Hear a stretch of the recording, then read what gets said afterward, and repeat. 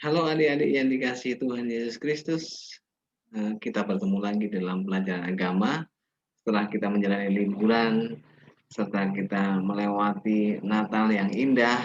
Tiba saatnya kita kembali untuk belajar pelajaran agama. Baik, sebelum kita memulai pelajaran kita, silahkan mempersiapkan buku dan peralatan tulis agar semuanya pada saat pelajaran kita dapat Eee, melakukannya dengan baik. Baik, sebelum semuanya kita mulai, terlebih dahulu marilah kita berdoa. Allah Bapa kami, Allah yang Maha Kasih, Allah yang Maha Murah, Allah yang bertahta dalam kerajaan surga. Terima kasih kami haturkan, kami Engkau berikan kesempatan untuk kembali menjalani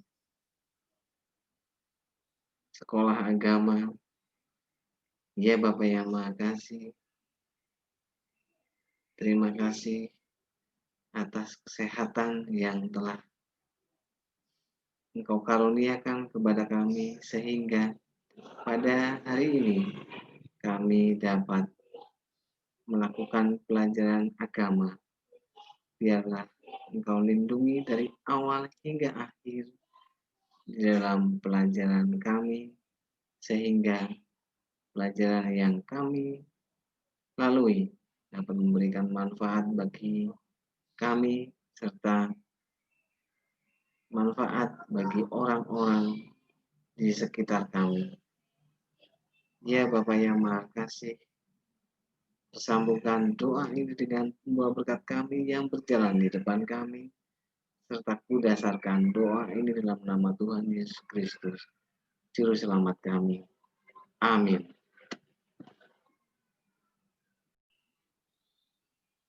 Halo adik-adik yang dikasih Tuhan, kita langsung akan membahas materi. Di dalam layar kalian ada dua orang tokoh Kristiani. Siapakah mereka? Pelajaran apakah yang kita dapat petik hari ini? Ya, di dalam pelajaran hari ini kita akan belajar mengenai masih tentang reformasi gereja. Bagian yang kedua, kita akan mengetahui reformasi di Swiss oleh Ulrich Zwingli dan Johannes Calvin. Selain reformasi di Swiss, kita juga akan mengetahui dampak-dampak reformasi. Lalu kita juga akan tahu ciri-ciri khas gereja-gereja reformasi. Langsung saja di dalam materi kita akan membaca teks. Di dalam buku kalian akan ada teks yang sudah saya salin di sini agar kita bisa membacanya bergantian.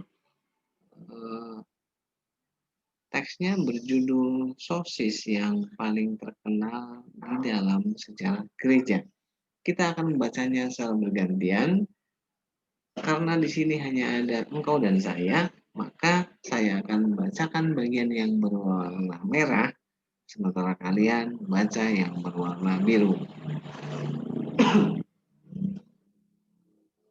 Pada hari Minggu pertama puasa sebelum Paskah, pada tanggal 9 Maret 1522, suatu kelompok berkumpul pada suatu jamuan makan bersama di rumah tukang cetak Christoph Vollsauer di Zurich. Meskipun pada masa puasa dilarang untuk makan daging, ada sosis di atas meja. Orang menafsirkan pernyataan-pernyataan di dalam khutbah pendeta Ulrich Zwingli bahwa peraturan gereja tentang berpuasa harus diterapkan dengan serius. Sekarang giliran kalian.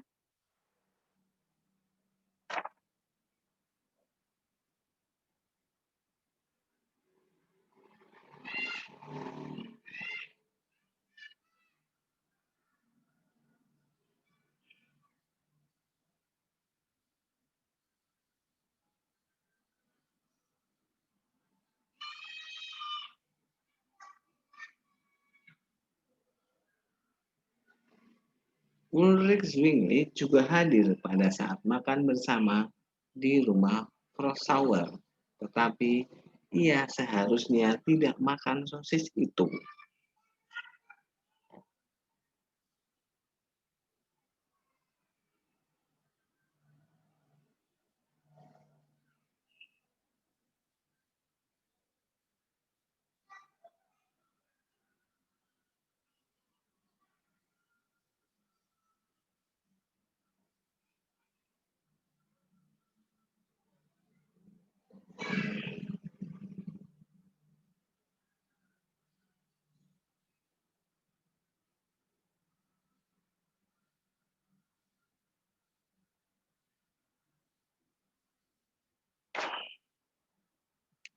Ketika makan sosis bersama menjadi terkenal, Majelis Kota Zurich langsung melakukan suatu pemeriksaan perihal pelanggaran puasa.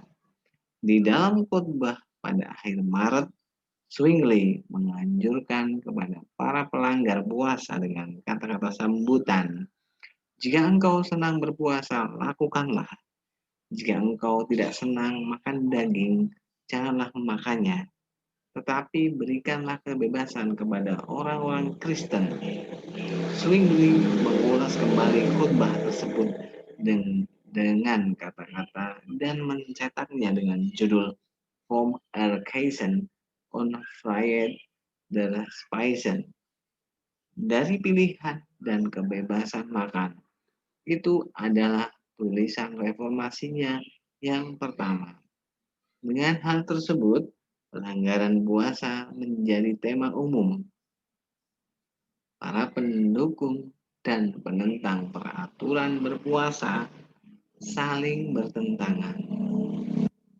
Mereka tidak hanya saling menghina, melainkan juga saling memukul.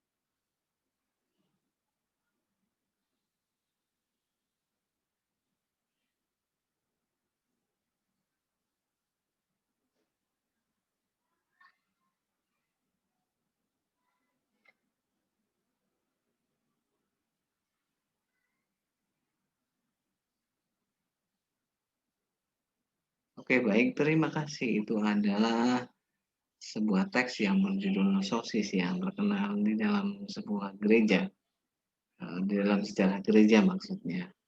Jadi ternyata pada zaman dahulu pada saat semua orang dianjurkan berpuasa, ada orang-orang yang memang sengaja menyimpan sosis untuk mereka makan, sosis yang berisi sosis daging. Oke, selanjutnya kita akan melihat tokoh Ulrich Zwingli. Siapa Ulrich Zwingli? Bisa kita akan baca bersama-sama pada buku kalian pada halaman 40. Kita baca agar kita lebih paham siapakah Ulrich Zwingli. Ulrich Zwingli dilahirkan pada tahun 1484 di Swiss. Ia belajar filsafat dan teologi di Wina dan Basel. Sebagai pendeta di berbagai tempat di Swiss, ia senantiasa berusaha untuk mendasari khotbah-khotbahnya dengan Alkitab dan pernyataan-pernyataan para cikal bakal gereja. Pada tahun 1519, ia menjadi pendeta di Zurich. Di sini ia cenderung pada pendapat Martin Luther, tetapi baru menjadi nyata pada tahun 1522 dengan didukung oleh Dewan Kota Zurich. Ulrich Zwingli bertindak untuk mencapai perubahan-perubahan di dalam gereja. Dalam hal itu, ia berpedoman bahwa hanya pendapat yang didasari Alkitab boleh bertahan. Baginya itu berarti misalnya satu, khotbah yang sesuai dengan Alkitab. Dua, larangan gambar-gambar di dalam gereja. Ketiga, larangan musik dalam kebaktian. Keempat, penghapusan prosesi atau arak-arakan. Selain itu, ia mengusahakan pendirian sekolah-sekolah dan panti-panti untuk merawat orang-orang miskin. Pada tahun 1529 di Marburg, Jerman, Ulrich Zwingli bersama dengan Martin Luther melakukan suatu diskusi perihal perjamuan kudus. Di dalam hal ini, keduanya memiliki pendapat yang berbeda, di mana Luther menekankan kehadiran Allah yang nyata di dalam perjamuan.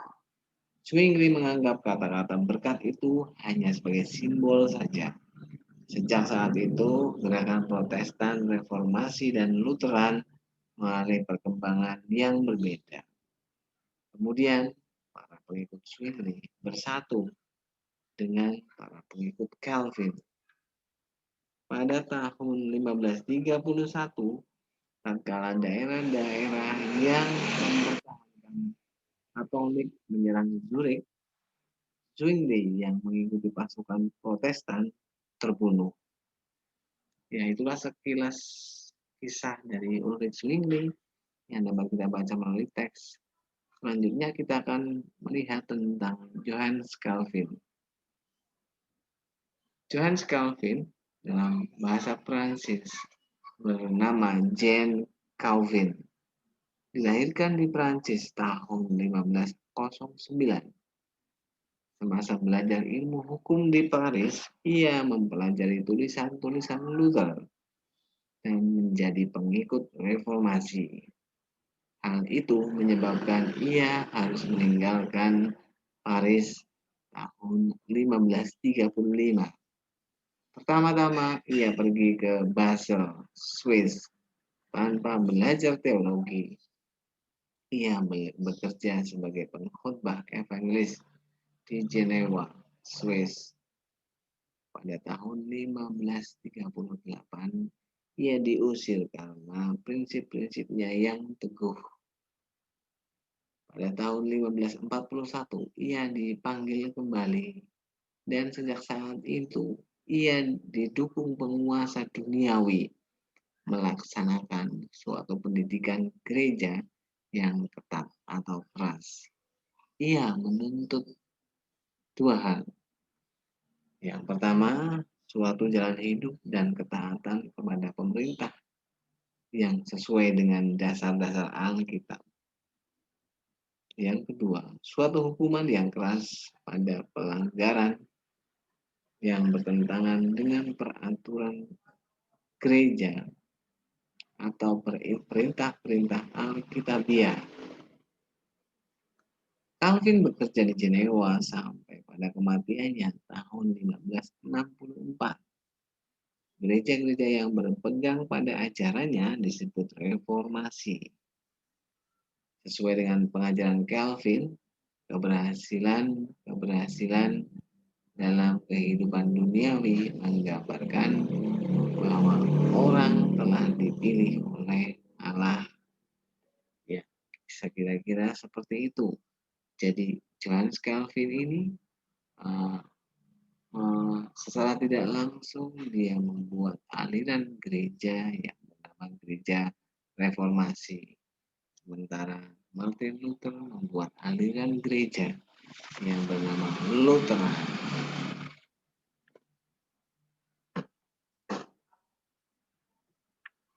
Selanjutnya ada tugas yang kedua. Di Di sana ada sebuah peta.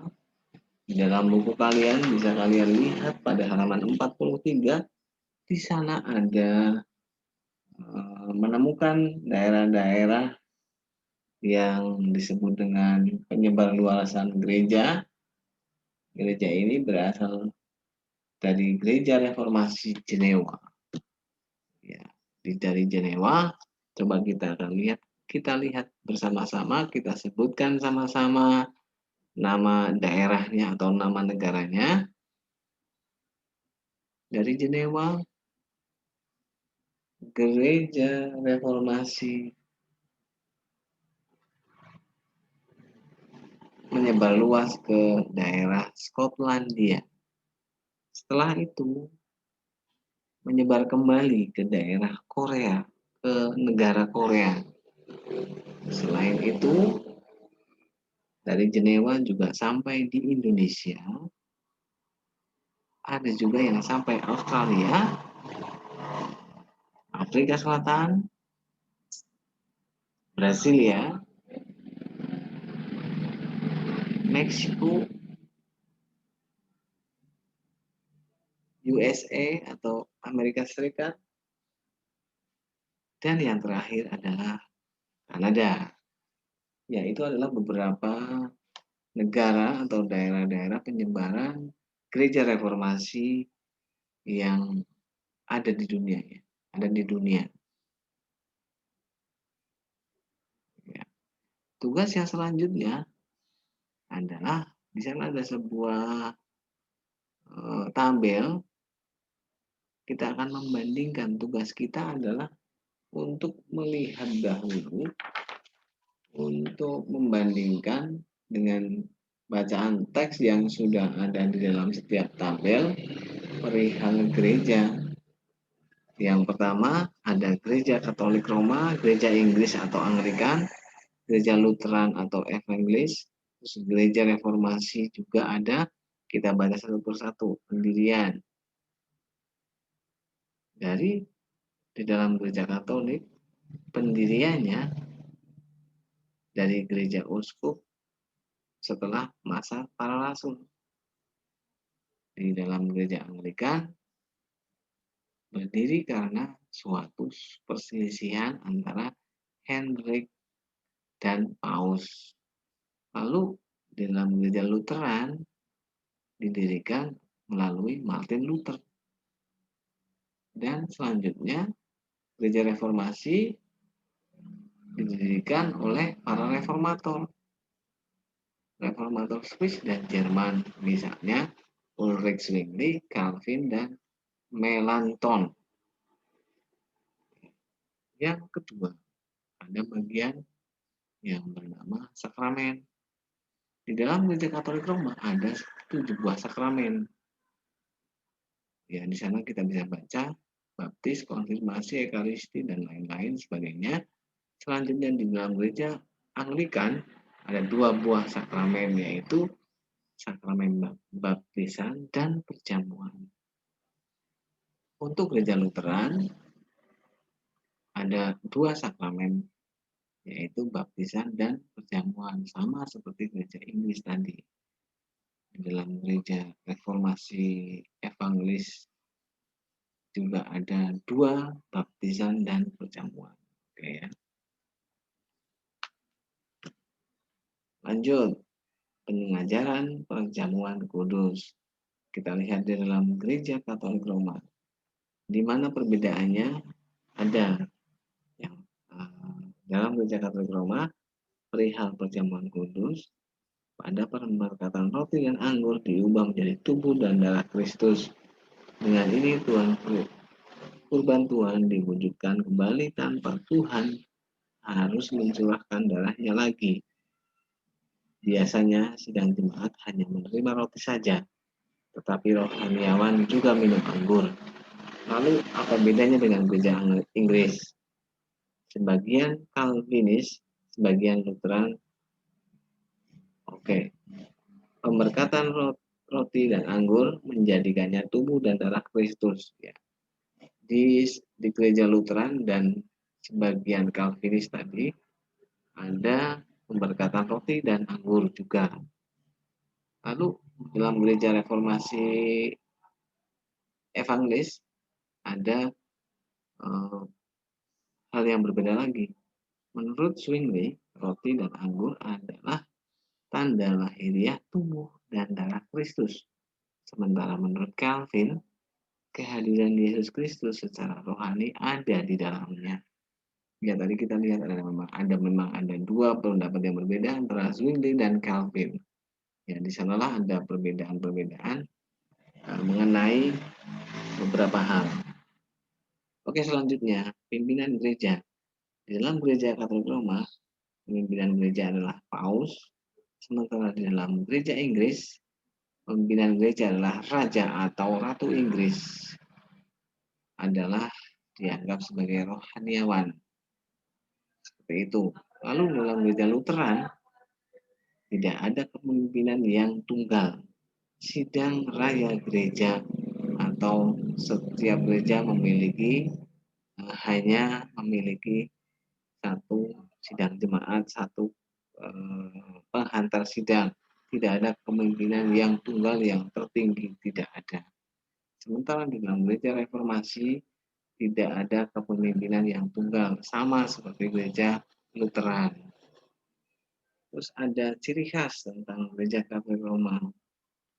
Ciri khas gereja Katolik Roma adalah biara-biara, pengakuan dosa, pembayaran denda dosa, pemujaan orang suci, para imam yang tidak menikah atau hidup selibat.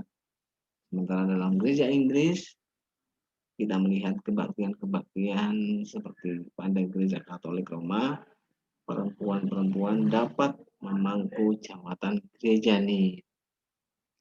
Sementara ada gereja Lutheran, perjamuan tidak dirayakan setiap kebaktian. Perempuan-perempuan dapat memangku jawatan gereja nih. Ya, disinilah ada ciri khas perbedaan antara gereja Katolik, gereja Inggris, dan gereja Lutheran. Kita lihat sekarang gereja reformasi. Perjamuan hanya dirayakan beberapa kali di dalam 1 tahun. Perempuan-perempuan dapat memangku jawatan gereja. Antara gereja Inggris, gereja Lutheran, dan gereja reformasi ada persamaan, yaitu jawatan gereja ini bisa dapat dipegang oleh perempuan. Seperti itu. Perjamuan juga tidak dirayakan setiap kali kebaktian. Nah, setelah ini kita melihat di dalam gereja kerasulan baru. Nah, pendirian. Tadi kita sudah melihat gereja-gereja yang lainnya. Sekarang bagian pendirian. Pendirian gereja kerasulan baru adalah tahun 1836. Berasal dari sidang jemaat kerasulan Katolik di Hamburg. Gereja kerasulan baru mengakui dirinya sebagai kelanjutan gereja awal. Lalu bagian sakramen. Berapakah jumlah sakramen di gereja kerasulan baru? Apakah kalian bisa menyebutkannya? Apabila sudah ingat atau memang sudah tahu, silahkan ditulis pada kolom-kolom yang sudah tersedia, baris-baris yang sudah tersedia. Lalu ada poin yang lain, yaitu pengajaran perjamuan kudus. Bagaimana perjamuan kudus diadakan di dalam gereja kerasulan baru? Apakah perjamuan kudus dilaksanakan setiap kali kebaktian? Apabila iya, silakan ditulis seperti itu. Perjamuan kudus dilaksanakan setiap kali kebaktian. Lalu apakah seperti tadi ada tulisan tubuh dan darah Kristus disimbolkan dengan roti dan anggur. Jemaat hanya memakan roti saja, sementara imam juga meminum anggur. Seperti itu atau tidak? Apabila kalian hanya bisa menuliskan perjamuan dapat dilakukan setiap kali kebaktian dengan memakan roti saja. Seperti itu juga boleh. Selanjutnya, bagian pimpinan gereja, pada kolom pimpinan gereja. Siapakah yang memimpin gereja kita? Pemimpin gereja paling tinggi siapa? Di bawahnya ada siapa? Bawahnya lagi siapa? Pasti tahu semua ya, silahkan dituliskan. Dari pimpinan yang tertinggi sampai yang dalam sidang jemaat, silahkan. Lalu yang bagian terakhir ada ciri khas. Kalau tadi kita bisa melihat bahwa di dalam gereja yang lain ada ciri khas. Kalau di gereja Katolik Roma, ciri khasnya yaitu kehidupan biara, terus ada pengakuan dosa, ada pembayaran denda, ada kehidupan imam yang hidup selibat, tidak menikah. Bagaimana ciri khas dari gereja Kelahiran Baru? Apakah ada biara? Tidak. Apakah ada pengakuan dosa? Apakah ada penyemujaan terhadap orang suci? Apakah para imam tidak menikah? Ya, bisa kalian tuliskan sendiri di dalam buku tugas 3 yang sudah tersedia di dalam buku kalian. Apabila lupa halamannya, halaman 46. Oke, seperti itu ya kira-kira, bisa dimengerti.